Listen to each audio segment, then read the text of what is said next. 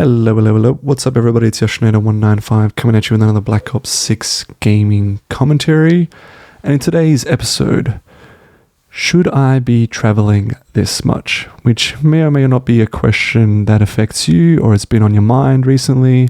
And I particularly kind of aim this question towards the younger generation in the sense that you're thinking about man, I've got all this kind of saved up money, or I don't actually have this saved up money, but I really feel like traveling and I've got this travel bug, but I know it'll come at the cost of my finances. And it's a bit of like that dilemma in the sense that, man, I know I'm going to have a lot of potentially great life experiences, but I am also concerned financially about what to do. So I've kind of been in that road a couple of times where I've had to make a decision on whether or not I'm going to do this particular holiday, but it's going to come at the cost of me taking some time off work unpaid.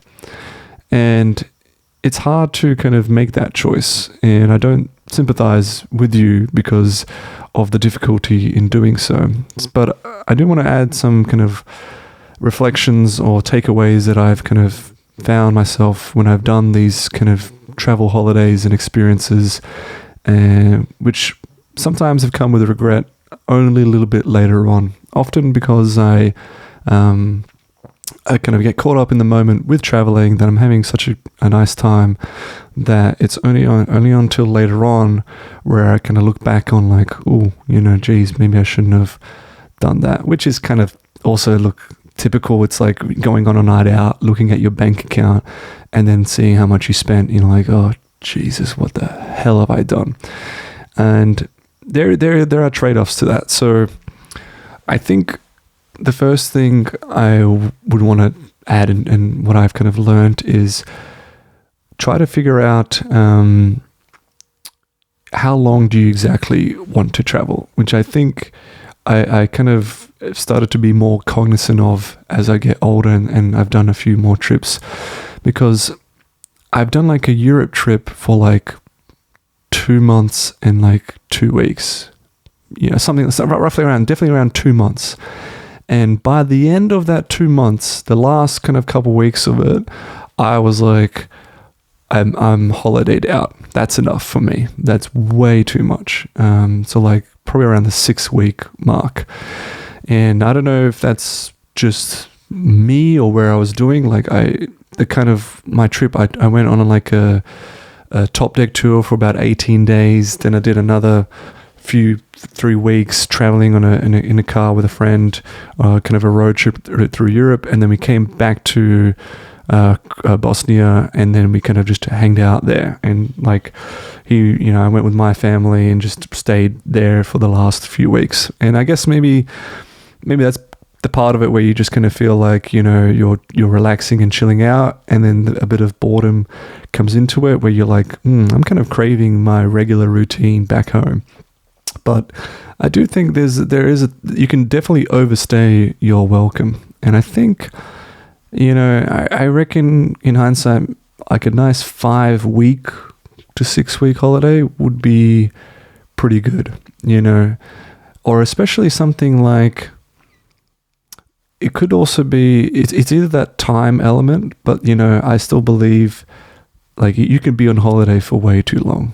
I haven't done it yet. So, but if I'm trying to picture myself on 3 to 4 months away, and you're constantly kind of just seeing new places and doing new things, at a certain point, you might get a little bit tired of going out, tired of exploring, tired that you aren't seeing your family or friends, or just doing something that's less exhausting and feels more productive, and it's in your rhythm. You just, in some ways, you might miss working because you're like, man, I miss earning money. I miss having a bit of a job where I could do something, even if it's something that you don't like let's say you work in retail, or you just, even if you're a corporate bro, you might you know what, man, it's kind of peaceful in the office at least. And I can't believe I'm saying this, but I actually kind of want to go back to my corporate life. I've been on holidays for way too long. So I think there's a time element to that. but it's also could be like how like packed of the activities you're gonna do. And maybe like for me, I went from like exploring so much to then kind of sitting around the house or just hanging out with my grandpa and my cousins in a very quiet kind of Bosnian village and not doing so much. And that kind of sense of like, because you don't have anything to do, it eats into you and you feel like I've overstayed my welcome. Like I might as well be working right now. I can't just be sitting around, like literally like sitting on my ass doing nothing. Some people can. At a certain point, I think nobody can do that. But all power to you if you can, because that's the true, monk lifestyle. And I think there's some quote out there like all man's problems comes from his inability to just sit there doing nothing, which I kind of I agree with, and I feel the pain, but I couldn't sit there. So definitely have a look at that kind of timeline of how long do you want to travel, because be wary that maybe you might not do 2 months, and kind of work your way up, I reckon. My other kind of managed to point to this is have some sort of kind of like point to it, or a plan, and things that maybe you really obviously wanted to do, and don't underestimate the power of a decently long group tour. I say decently long, meaning 4 weeks max, because going on a group tour like I did with Top Deck was for about 18 days was fantastic in terms of getting to know people. You get a little bit lucky with a group of people, obviously, but generally that you should have like a good group of people. You're there with them longer than a week, which I think is critical, because if you're there just a week, it's just such a short of a time to you just barely get to know them and then they're gone. But at least like 3 weeks, that is like the sweet spot to me. And I don't think I never regretted doing that group tour. If anything, I could have done it for just maybe 1 more week. I think I had to drop off, and some people kept going on for another 1 week to 10 days. 100% definitely didn't regret that. When it comes to like the financial side of things, I think you have to be okay with accepting the trade-off that you are foregoing future you financially to gain something culturally that maybe future you will be happy with. What I mean by that is you're going to go on a trip right now that's going to cost, say, $10,000. And maybe in like a year's time, you don't want to have that regret that had I invested that $10,000, it could have earned 10% or whatever, and I could have made like a little bit more money, and I could have saved for a house, or I could have bought something else that was going to help me. Because you really need to be okay with yourself in the sense that when you're on holiday, the lived experiences that you did are worth that money. And that's hard to it's very hard to quantify an experience apart from, holy hell, that was so enjoyable. And I did this, I saw that, absolutely don't regret it. And you kind of want those wow factors. So if you are kind of doing a holiday, I would definitely try to seek out something that's like a wow factor, or that's something that's kind of very meaningful. But then remember, or write it down or something, remind yourself later on that this is okay. I'm 100% okay with accepting this, foregoing this financial gain.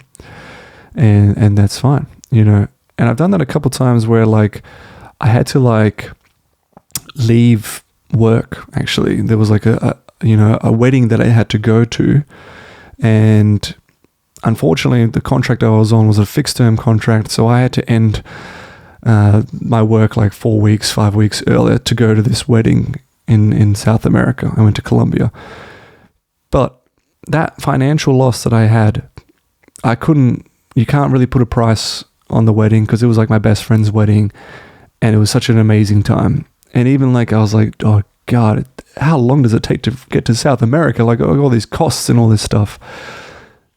But then when you're there, you don't like, you don't even think about it. And it's good to remind yourself not to think about that. And like looking back on it, like, I have absolutely no regrets. Because the other part to it is that, like, sometimes you got to be confident in yourself.